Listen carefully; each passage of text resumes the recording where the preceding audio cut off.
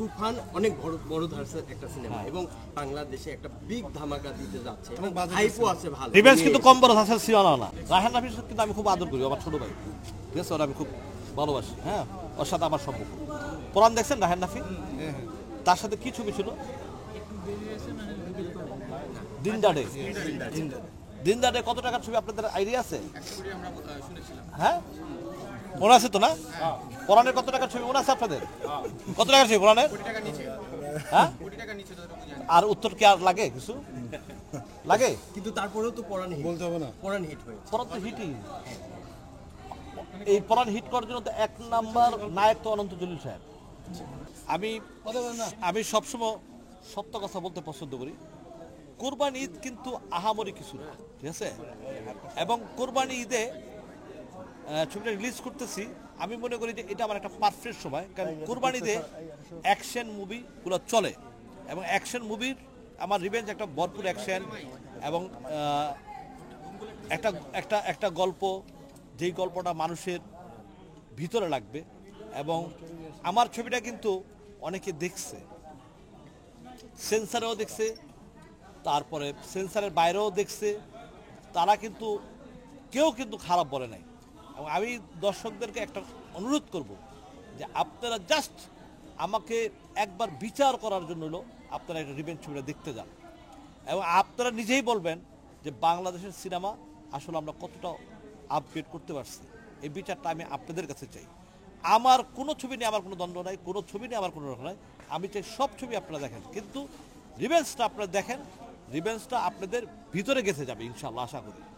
ওই যে কাজিয়া সাহেব বলছে যে একজন দর্শক দেখলে এই একজন দর্শক 10 জন দর্শককে বলবে যে রিভেঞ্জ ছবিটা দেখো, রিভেঞ্জ ছবিটা ভালো লাগছে।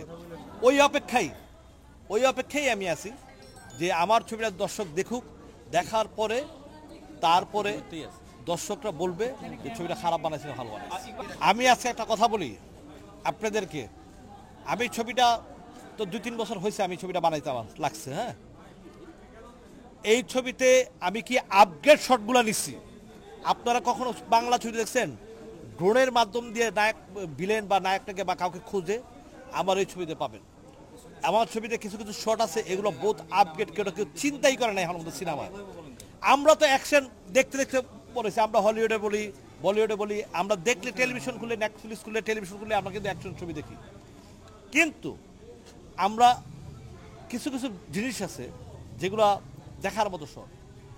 আমি যখন ড্রোন দিয়ে যখন জঙ্গল আমি হিরো হিরোইনদের যখন খুঁজাই, হ্যাঁ, মানে যখন খুঁজে, আপনাদের খুব ভালো লাগবে শটগুলো।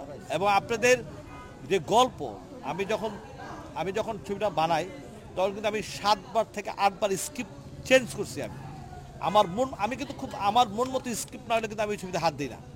এবং ওইটাকে আমি 10বার এটাকে আমি দরকার পড়লে এটাকে আমি চেঞ্জ করব, কিন্তু আমার মন মতো হইতে হবে।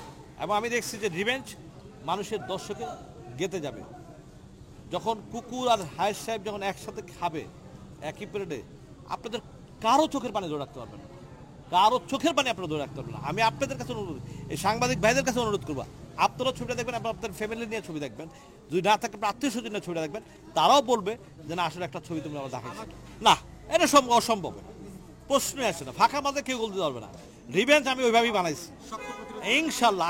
আমি রিভেঞ্জ ওইভাবেই বানাইছি যে কেউ যদি চিন্তা করে যে আমি ফাঁকা মাঠে গোল দিব, সে এখন বোকার স্বর্গে বাস করে ইনশাল্লাহ। এটা হলো যে কম্পেয়ারটা আসলে চলে আসে, আমি কিন্তু কারোর সাথে কম্পেয়ার যেতে চাই না। না, বড় ধাঁচের একটা সিনেমা নিয়ে আসছেন এবং পূর্বেও রিভেঞ্জ কিন্তু কম বড় ধাঁচের সিনেমা না। হ্যাঁ, রিভেঞ্জ অনেক বড় ধাঁচের একটা সিনেমা এবং সেই জায়গা থেকে তুফান অনেক বড় ধাঁচের একটা সিনেমা এবং সেটা কলকাতার সঙ্গে কোলাবোরেশন করা এবং বাংলাদেশে একটা বিগ ধামাকা দিতে যাচ্ছে এবং হাইপও আছে ভালো, মানে সেই জায়গা। হ্যাঁ, আমি বলি, মানে কম্পেয়ারটা চলেই আসে। হ্যাঁ, মানে সেই জায়গাটা আপনি কি বলবেন?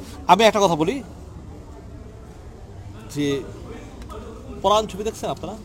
রায়হান রাফির সাথে কিন্তু আমি খুব আদর করি, আমার ছোট ভাই, ঠিক আছে, ওরা আমি খুব ভালোবাসি। হ্যাঁ, ওর সাথে আমার সম্পর্ক।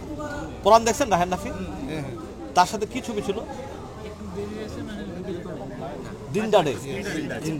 দিনদাডে কত টাকার ছবি আপনাদের আইডিয়া আছে? হ্যাঁ, মনে আছে তো না? পরাণের কত টাকা ছবি মনে আছে আপনাদের? কত টাকা ছবি পরাণের? হ্যাঁ, আর উত্তর কি আর লাগে কিছু লাগে? কিন্তু তারপরেও তো পরাণ হিট বলতে হবে না। পরাণ হিট হয়েছে। পরাণ তো হিটই। এই পরাণ হিট করার জন্য তো এক নাম্বার নায়ক তো অনন্ত জলিল সাহেব। কিভাবে নায়ক? সে তো ঘর থেকে দর্শকগুলো ভার করছে, বার করে তার ছবির টিকিট যখন পায় না তখন সব পরাণে যা ঢুকছে, পরাণ দেখে পরাণ হিট হয়ে গেছে। আল্লাহ কাছে দোয়া করেন। আমি একটা লোক, শুধু বুবলি আর রসন না, আমি মনে প্রাণে চাই ইন্ডাস্ট্রিতে 4-5টা হিরো হোক, 4-5টা হিরোইন হোক, এটা আমি মনে প্রাণে চাই। এবং আমার মনে হয় এই দিন বেশি দূরে না, ইনশাল্লাহ যদি সিনসে থাকে আল্লাহর রহমত হয়ে যাবে।